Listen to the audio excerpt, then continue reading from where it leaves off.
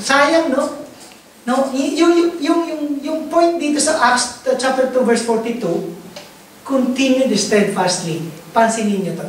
May gusto kong tingnan niyo rito. How is your Christian life today? Sa sitwasyon natin ngayon,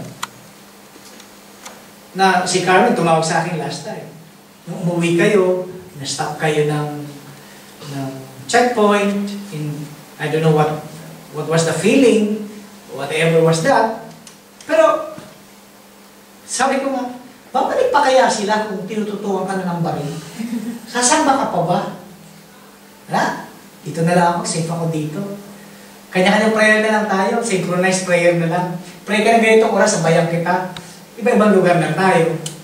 No? But the point is, may mag-worship pa ba?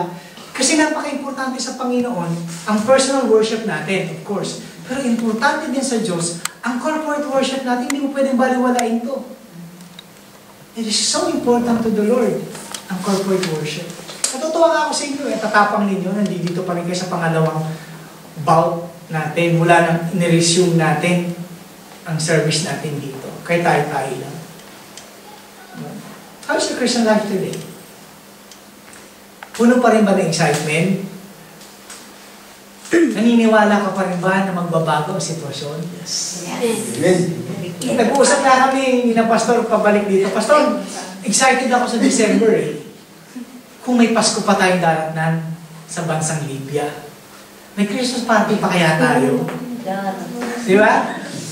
Things like this, yung buuhin mo yung isang excitement na aabangan ko to. Nalala niyo yung exposition natin, sayang, sorry kayo ha.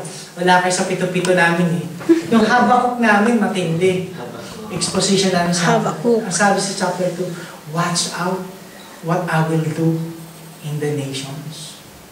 Bantayan mo, sabi ng Panginoon sa Habakuk, bantayan mo kung anong gagawin ko sa mga bansa. So I think these things should have an excitement sa puso natin. Amakin mo yung sinabi sa Psalm 122 verse 1, I rejoice kapag may naririnig ako, niyayaya ako. Okay?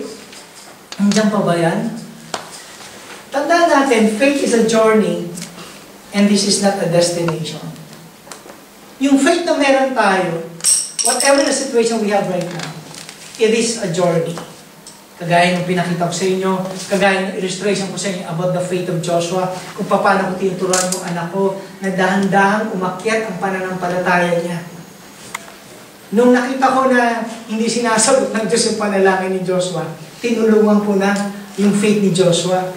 Yung faith ng anak ko at yung faith ng tatay, pinagsama namin. Sa napakasimpleng bagay, nakikita kong sumasagot ang Diyos. Ilaw lang yun, kuryente lang yun. Hindi pinagkait ng Diyos sa anak ko. Pagkakait pa kaya ng Diyos yung pangailangan mo ngayon?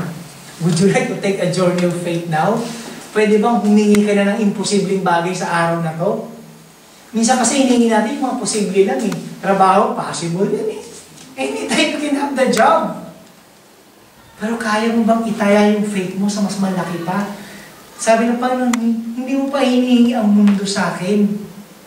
Kaya kong ibigay yun, kaya mo paniwalaan yun. You're not asking the world yet. Have you ever asked Lydia? Hiningi mo na ba sa Diyos ang Lydia? Oras na to para magsama-sama tayo humingi ng imposible. Kumusta ka, kapatid?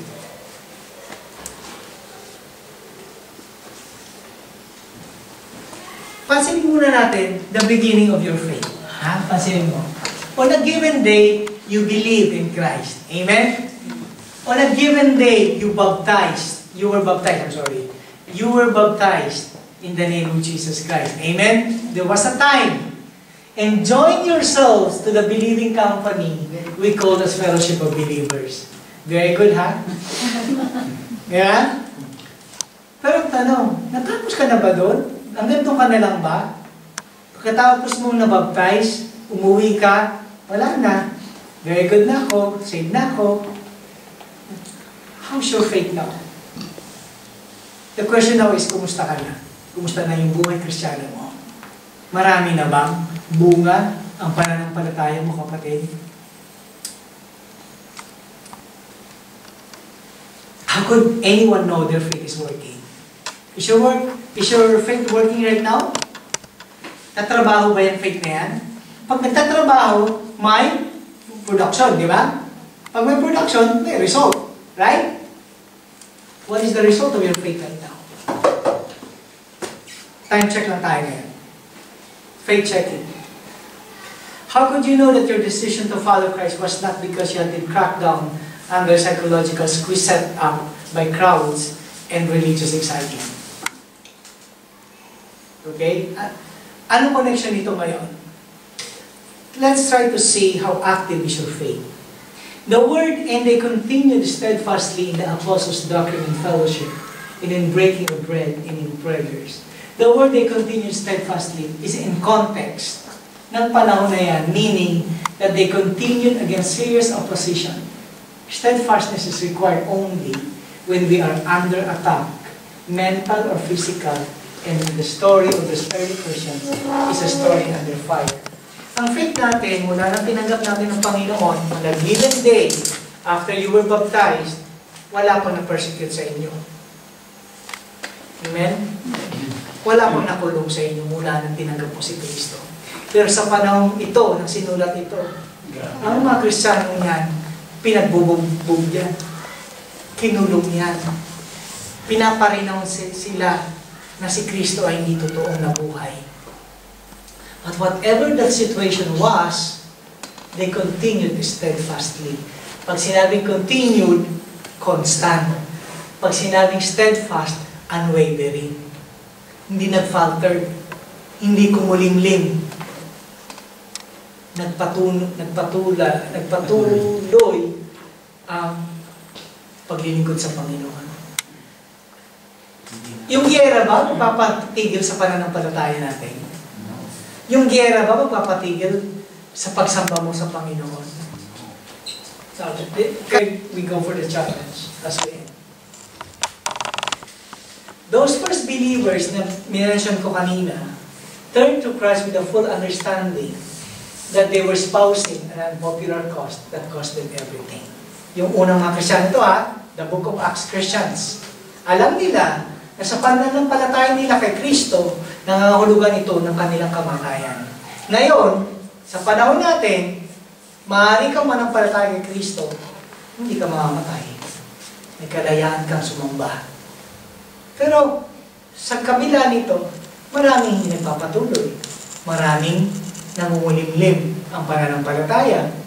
Maraming, sabi natin, backslider pa rin. Sa sobrang kalayaan. Mas masarap pa nga na may gera kasi nakikita mo active yung faith. Amen? Now, right now, we are facing civil war in a foreign country. Everything is uncertain. No one knows except God. Until when will this be over? But one thing is sure, he who stands firm to the end will be saved. So I want you to check your faith now. Now, iwanan ko sa inyo ito, people without Christ will suffer alone without hope. He who has faith in Christ will suffer for a while.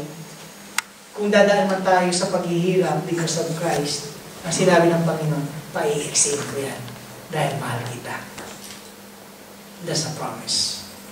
Kaya kung ano man yung suffering na dadaanan man natin, lagi mo isipin, temporary ito. Panandalian lang ito. Mawalan ka man ng trabaho, lagi mo isipin yan, panandalian lang ito. Magkaroon ka man ng sakit, panandalian dito, lilipas din ko. It's always for a while. But in the midst of suffering, we will receive God's loving care and inward support and are able to rejoice even in tribulation. Sana matutunan natin to rejoice. Kagaya ng verse 1 of Psalm 122, I rejoice to those who said, let us go to the house of the Lord. At that time, they are suffering from peace kasi they are in conflict. Alright? According to the New Testament Christians, they steadfastly continue in the teaching of the apostles, whatever the situation was. And they are able to rejoice. Okay? So sa oras na to, we'll be rejoicing in the Lord. Kung ano man yung situation natin ngayon. As Pastor Ariel will lead us to the breaking of the bread And later on, we will continue to the prayer time. We'll continue to pray. And I want you to find the faith in the Lord. And I want you to ask the most impossible thing. Kung pwedeng hilingin mo ang bansang Libya, ibigay ito ng Diyos sa atin. Ibigay ito ng Diyos. Pero siguraduhin mo, may pananampalataya doon. Amen? So I'd like to invite Pastor Ariel to lead us.